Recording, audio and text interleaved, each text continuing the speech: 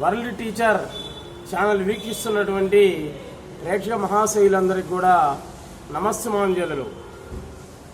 ఎవరి అఘోరీ మాత ప్రపంచం మొత్తం కూడా గడగడలాడిస్తూ ఉంది. ఎక్కడ నలుగురు కనపడ్డా కానీ అఘోరీ మాతను గురించే మాట్లాడుకుంటున్నారు. అసలు ఎవరు ఈ అఘోరీ మాత? దిక్కులే అంబరంగా భావించి ఈ ప్రజారణ్యంలో ఈమె ఎందుకని తిరుగుతూ ఉంది? శ్మశానాలలో నిద్రపోతున్నది, కపాలాలలో అన్నం తింటూ ఉన్నది. ఈ విధంగా వింత ప్రవర్తన ఆమె అసలు ఎందుకు చేస్తూ ఉన్నది? 6 సంవత్సరాలలోనే చూడండి, 6 సంవత్సరాల చిన్న పాప, ఏమీ తెలియనటువంటి పసితనం అది. 6 సంవత్సరంలోనే ఆమెకు 6వ సంవత్సరంలోనే హిమాలయ పర్వతాలకు వెళ్ళింది. విశ్వనాథ శాస్త్రి లాంటి వాళ్ళని గురువుగా భావించింది. అక్కడ ఎంతో కాలం తపస్సు చేసింది. అంత అవసరం ఆమెకి ఏమొచ్చింది? చిన్న వయసులోనే. ఎవరైనా 6 సంవత్సరాల్లోనే పోతారా హిమాలయాలకి? అసలు మన శరీరాలు అక్కడ తట్టుకోగలవా? ఆ విధంగా తపస్సు చేసింది. కొంతకాలం దైవశక్తులు సాధించింది. కాళిదాస మహాకవి కుమార సంభవంలో చెబుతాడు, హిమవత ప్రదేశా దేవభూమయ. హిమవంతుని యొక్క ప్రదేశాలన్నీ దేవభూములే. ఎవరు అక్కడ తపస్సు చేసినా కానీ దైవశక్తులు అనేటువంటి వస్తాయి అని మహాకవి కాళిదాసు చెప్పాడు. ఈమెలో దైవశక్తులు ఉన్నాయి, కాదంటలే ఎవరం కూడా. అఘోరీ మాతలో దైవశక్తులు ఉన్నాయి. కానీ ఈమె ప్రజారణ్యంలో దిగంబరంగా తిరుగుతూ ఉంది. అక్కడ వస్తున్న సమస్య ఒక్క మన తెలుగు రాష్ట్రాలే కాదు, ప్రపంచం మొత్తం తిరుగుతూ ఉంది. ఎన్నో దేశాలు తిరిగింది, అన్ని రాష్ట్రాలు తిరిగింది. కానీ ఎక్కడ ఏ రాష్ట్రంలో ఏ దేశంలో కూడా లేనటువంటి నిరసన సెగ మన ఆంధ్ర తెలంగాణ రాష్ట్రాల్లోనే ఆమెకు అంటుకుంది. మిగతా ఏ రాష్ట్రాల్లో ఆమెని అడ్డుకున్నటువంటి వాళ్ళందరూ ఎవరు లేరు. దిగంబరంగానే దేవాలయాలకు పోయింది, దేవుళ్ళని దర్శించింది, హోమాలు చేసింది, యజ్ఞాలు చేసింది, శ్మశానాలలో నిద్రపోతుంది, కపాలాల్లో అన్నం తింటుంది. మరి అది మామూలు సామాన్యుడు చేయగలమా మనం? శవం అంటేనే భయం. శవంతో మాట్లాడింది అంటున్నారు. శవాన్ని మోసింది, శవం కిందనే పోయింది. శవం మీద కూర్చొని ఏదో మంత్రాలు చదివింది. కాబట్టి ఆమెలో శక్తి ఉంది. ఆ శక్తి ఎలా వచ్చింది అంటే హిమాలయ పర్వతాల్లో తపస్సు చేసినందువల్ల వచ్చింది. అసలు ఆమె ఎందుకు రావాల్సి వచ్చింది? ఒకసారి ఆలోచించుకోండి. వాళ్ళకి తెలియదా రాకూడదనే సంగతి? జనారణ్యంలోకి ఎందుకు రావాల్సి వచ్చిందని ఒక్కసారి ఆలోచించుకోండి. ఎందుకంటే మన హైందవ ధర్మం అంటే, హైందూ అంటే మతం కాదు, ఇక్కడ హిందూ దేశం. మన హిందూ దేశంలో ఉండే వాళ్ళందరూ కూడా హిందువులే, దాంట్లో డౌట్ ఏం లేదు. ఇండియా అనే పేరు వాడు తగిలిచ్చాడు మనకు, బ్రిటిష్ వాడు. మన దేశమే హిందూ దేశం. కాబట్టి వీళ్ళల్లో ఏమైంది? ఇప్పుడు ఇతర మతాల జోలికి పోవడం, ఇతర దేవుళ్ళ జోలికి పోవడం, దేవాలయాలు వాటిని నాశనం చేసుకోవడం, ఒకరిని ఒకటి దూషించుకోవడం అవి జరుగుతున్నాయి ఇక్కడ. అందుకు అలాంటి వాళ్ళు రావాల్సి వచ్చింది. అయితే దిగంబరంగా ఎందుకు వచ్చింది? ఇది ఒక సమస్య అన్నమాట. సాధన వేరు, సిద్ధి వేరు. ఆధ్యాత్మిక పరంగా సాధన వేరు, సిద్ధి వేరు. ఇప్పుడు చదువుకునే పిల్లవాడు ఉన్నాడు అనుకోండి, వాడికి ఎంతవరకు తెలుసు? కొంతవరకే తెలుసు. అదేది స్నేహితులతో స్నేహం చేయటం, సినిమాలు చూడటం, ఇంతవరకు తెలుసు. కానీ గురువు అనే పాఠాలు చెప్పే గురువు ఆయన ఎన్నో పుస్తకాలు చదువుకున్నాడు. కాబట్టి ఆయన ఈడు ఆ స్థాయికి పోవాలనేటువంటిది కష్టం. ఆ స్థాయికి పోయిన తర్వాత ఇక వీడే వాడవుతాడు.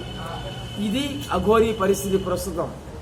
సాధన చేసింది, సాధన చేసి తపస్సిద్ధిని పొందింది.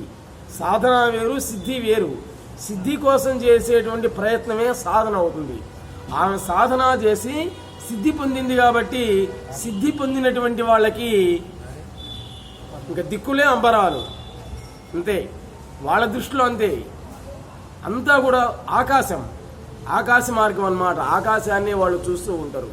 అయితే వాళ్ళు మళ్ళీ కూడా మన జనారణ్యంలోకి మనలాగా సాధన పొందాలి అంటే ఎలాగా అంటే ఆ సిద్ధి నుండి సాధనకు రావాలి. అప్పుడు ఆమెంతటా ఆమె ఖచ్చితంగా గోచి అయినా పెట్టుకుంటుంది. ఎవ్వరని చెప్పాల్సిన పనిలే. అఘోరీ మాతకు ఎవ్వరని చెప్పాల్సిన పనిలే. వాళ్ళకి కలగాలి. ఎక్కడో హిమాలయాల్లో ఉండేవాళ్ళు ఎందుకు వచ్చారు అంటే వచ్చేటట్టు నువ్వు చేసుకున్నావు. దేవాలయాలు పడేయమని ఎవడన్నాడు?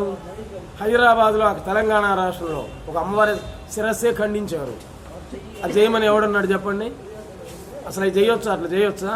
నీ మతాన్ని నువ్వు గౌరవించుకో, అంతేగాని ఇతర మతాల జోలి నీకెందుకు? నీ జోల్లో ఏముందో తెలుసుకోవాలని వీడికి, వీడి జోల్లో ఏముందో తెలుసుకోవాలని వాడికి. దానివల్ల హైందవ ధర్మం నాశనం అయిపోతుంది. హైందవ ధర్మం అంటే మానవ ధర్మమే, దాంట్లో డౌట్ ఏం లేదు. మానవ ధర్మాన్ని మర్చిపోతున్నాడు మానవుడు, అందువల్ల వాళ్ళు రావాల్సి వచ్చింది, లేకపోతే రానే రారు. కాబట్టి కొంతమంది ఏమంటున్నారంటే అఘోరీ విషయంలో ఆమె ఏదో రకంగా జనాల్లో పేరు తెచ్చుకొని ఆమె కూడా ఒక ఆశ్రమాన్ని నిర్మించుకొని జనాల చేత దేవుడు దేవతలాగా పూజించబడాలి అని కొంతమంది మీడియా మిత్రులు వక్రీకరిస్తున్నారు. అదే ఆమెకే ఉన్నట్లయితే అసలు ఇంత దూరం రావాల్సిన పనిలే, ఎప్పుడో చేసేది. ఇన్ని రాష్ట్రాలు తిరగాల, ఇన్ని దేశాలు తిరగాల, అవసరం లేదనమాట. ఎందుకు చేస్తుంది అంటే ఆమె చెప్పింది, గురువు ఆజ్ఞ అని చెప్పింది అనమాట. నా గురువు ఆజ్ఞ ఇంతే, నేనెందుకు చేసేది నాకే తెలియదని కూడా అంది. టోటల్గా మానవ ధర్మం అనేది నశిస్తూ ఉండి ఎవరి ధర్మాన్ని వాళ్ళు కాపాడుకున్నట్లయితే ధర్మం రక్షత రక్షిత అని ధర్మం నేను రక్షిస్తుంది, అందువల్ల వచ్చారు. కాబట్టి ఏదేమైనా కానీ ఆ దిగంబర మాత వల్ల మనకేమైనా నష్టం ఉందా? ఒకసారి ఆలోచించండి అందరూ కూడా. ఎవరికి ఎటువంటి నష్టం లేదు కదా వల్ల. ఆమె చెప్పేది ఒకటే, స్త్రీల జోలి పోవద్దు, ఆడవాళ్ళని కామెంట్ చేయొద్దు, ఎవడైనా ఆడవాళ్ళ జోలి మీద నరికేస్తానంటున్నది. మంచిదేగా ఆమె చేసేది. ఇంకోటి ఏంది, రెండో పాయింట్, ఆమె నిన్ను నువ్వు కాపాడుకో, ఎదుటివాడి జోలి పోవద్దు, ఎదుటివాడి ధర్మాన్ని నాశనం చేయొద్దు అంటుంది. అది మంచిదే. విగ్రహాలను నాశనం చేయొద్దు, దేవాలను నాశనం చేయొద్దు, ఎవడి ధర్మం వాడు కాపాడుకోండి అంటున్నది. మంచిదేగా ఆమె చేసేది. దీన్ని వక్రీకరించి జనాలు రకరకాలుగా చెప్పుకుంటున్నారు. మనం అనుకునేది ఒక్కటే ఆమె విషయంలో, కనీసం బట్టలైనా గోచి అయినా ధరించి రావచ్చు కదా. నేను కూడా ఇంతకుముందు ఎపిసోడ్లో పెట్టాం, అమ్మ కనీసం గోచి అయినా పెట్టుకొని రా అమ్మా, ఎందుకంటే నిన్ను చూసి 10 మంది తయారవుతారు. ఆమెనేమైంది అంటారు అనమాట, నేను కూడా ఇప్పుకొని తిరుగుతానంటారు. కాబట్టి నీలో ఉండే శక్తి వేరు, దైవశక్తి నీకుంది, వీళ్ళకి లేదు. చూడండి, ఇన్ని దేశాలు రాష్ట్రాలు తిరిగినా అఘోరీ మాత్రం ఎవరైనా ఏమైనా చేయగలిగారా? ఎవరేం చేశారు? అంతేగా, ఆమె జోలు ఎవరు పోలేదుగా. అరెస్ట్ చేస్తాం అంటమే కానీ ఏం చేయలేరు కూడా ఎవరు కూడా. ఎందుకంటే ఆమెలో దైవశక్తి అనేటువంటిది ఉంది. అయితే ఆమెను ఆదర్శంగా తీసుకొని వీళ్ళు కూడా ఇప్పుకొని తిరుగుతాం, మేము దిగంబరాన్ని దిగుతాం, ఆమెకేమైంది మాకు అదే అవుతుందని నిన్ను గాలి చేస్తారు. అంతేగా, ఆమె వేరు, మనం వేరు. కాబట్టి మనం అందరం కూడా ఆమెనే, అంటే దిగంబర మాతలో ఉండే దైవశక్తినే మనం ప్రార్థిద్దాం. ఏంటంటే, అమ్మా నీవు సిద్ధిని పొందావు, దైవశక్తులు ఉన్నాయి, కానీ మళ్ళీ సాధనా స్థాయికి వచ్చి కనీసం కోచి గుడ్డైనా కానీ పట్టుకొని తిరుగు, ఆ రోజు వస్తుంది. ఆమె ధరిస్తుంది తప్పనిసరిగా. అంటే ఆ స్థాయి నుండి బయటికి రావాలి, చీకటి నుండి వెలుతురులోకి రావాలి. ఇప్పుడు చీకట్లో ఉందన్నమాట, అంటే ఆకాశమే హద్దుగా ఉంది. అది హిమాలయ పర్వతాల్లో ఉండే ప్రతి ఒక్కరికి ఉండేది, అక్కడ సరిపోయింది.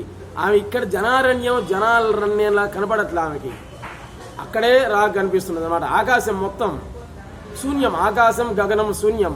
ఆకాశం అంటే ఉంటుంది, ఏముండదు. ఆ స్థాయిలో ఉంటారు దైవ స్థితికి పోయినటువంటి వాళ్ళు.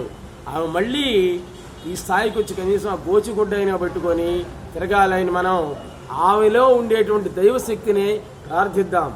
తప్పనిసరిగా ఆమె మార్పు వస్తుంది, ఆమెలో గోచి పెట్టుకొని తిరుగుతుంది. ఆ రోజు రావాలని మనం ఆశిద్దాం.